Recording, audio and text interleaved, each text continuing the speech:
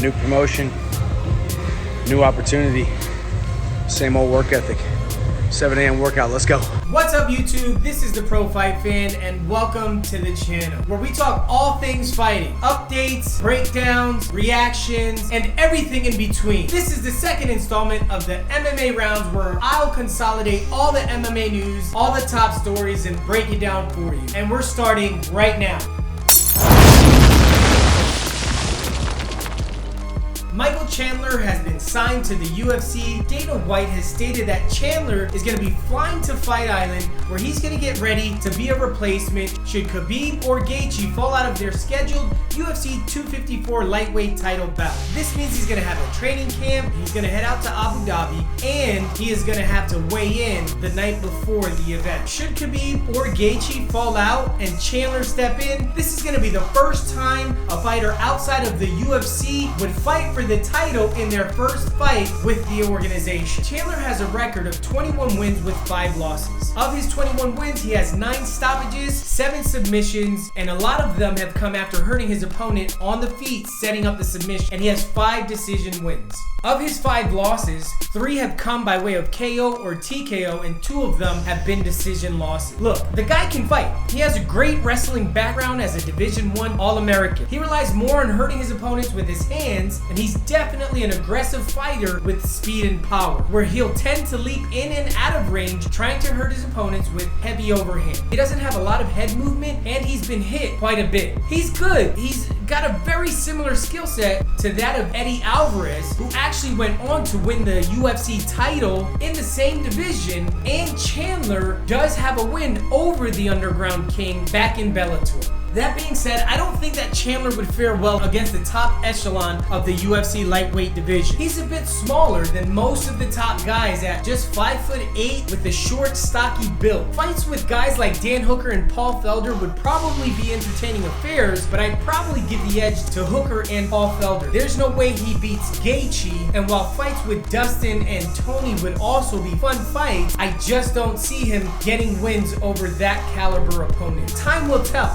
Moving on, and I'll try to sum this up quickly. So, a lot of people are upset that Tony Ferguson or Dustin Poirier weren't signed up to fill in for Gaethje or Khabib if one of them fell out. If you're not aware, the UFC was trying to make the fight between Ferguson versus the Diamond as a co-main event for UFC 254, but unfortunately weren't able to do so. Dustin would state that the UFC and him did not come to terms. He's not going to be fighting on October 24th. He would also state, "I just need to be compensated if they want this fight." Simple as that. The Diamond added, "I'm a prize fighter, and the prize needs to be right." Tony Ferguson would go on to ask for the UFC to make the fight happen and pay. On his Twitter, he would post, "Here's looking at you, kid. Pay the man. At Dana White, at UFC. Love y'all, but let's give the hardcore and casual fans what they deserve. A good fight." Dana White would go on to state that Justin negotiated himself out of the fight, which means that he doesn't really want the fight. The Diamond would reply, "I do want the fight. Simple and plain. I want to fight Tony. I like the matchup." Poirier would then go on to reveal that the UFC would offer him the Chandler fight, but he would also turn that fight down, with pay still being an issue. But according to Ariel Helwani, he also wanted to show the same loyalty to Tony Ferguson, who advocated for him both publicly and privately. This morning, Dana would state in an interview that Team Ferguson went silent, so they had to move on with Chandler as the replacement for UFC 250 should one of the fighters fall out of the main event. And let's break it down. So, Dustin the Diamond Poirier versus Tony Ferguson would have been a phenomenal fight, and after what Gaethje did to Ferguson, I have to be honest, I would pick the Diamond as the winner of this fight, but of course I could be wrong. Now, we all know that Dustin's teammate, Jorge Masvidal, recently went through a very public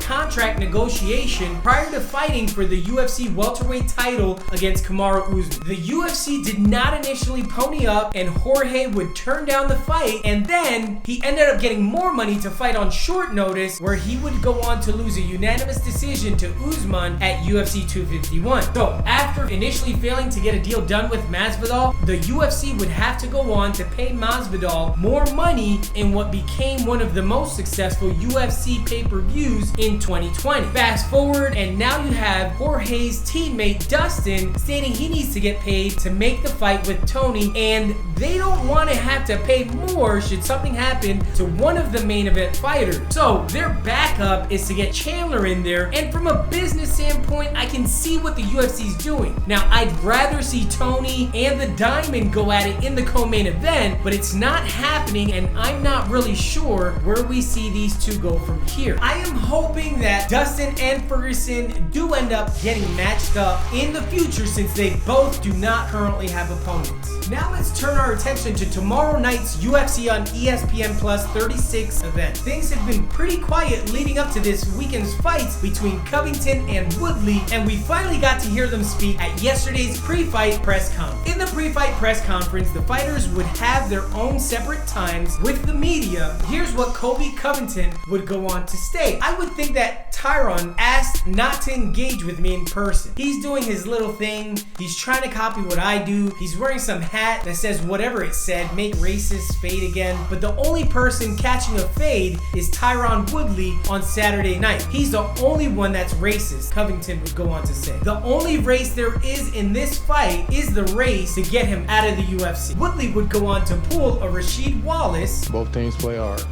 Both teams play hard. Both teams play hard. God bless and good night. Answering every question with the same statement over and over, regardless of the question. Woodley would simply state, Black Lives Matter. I'm just really excited that Black Lives Matter. I feel like, a victory here just really shows how much Black Lives matter. Fair enough. And my last question for you then, obviously the Black Lives Matter. No, I just think that Black Lives matter. I wasn't surprised, especially since Black Lives Matter. Now, Woodley's coming off of losing 10 straight rounds against pressure fighters with excellent grappling skills, and is going to be facing the same style in Covington. Now, that being said, Covington isn't as strong in the clinch as Usman, nor is he as powerful a striker as Gilbert Burns. But I'm going to have to go with Covington in this fight. Woodley always has the overhand right, but with his tendency to back up and not let his hands go, I just don't see him winning the fight. I see Covington versus Lawler all over again. Covington swarming Woodley for much of the fight and outlasting Woodley in a 5-round unanimous decision. Now, it's no secret that Covington isn't the most beloved fighter on the UFC roster, although fans seem to be getting behind him for the Usman fight. For some reason, though, I think it had more to do with fans not liking Usman very much. But anyway, can you imagine if Covington wins the fight and he does a heel face turn? Now, this is the time to do it. The masses would shift from watching to see him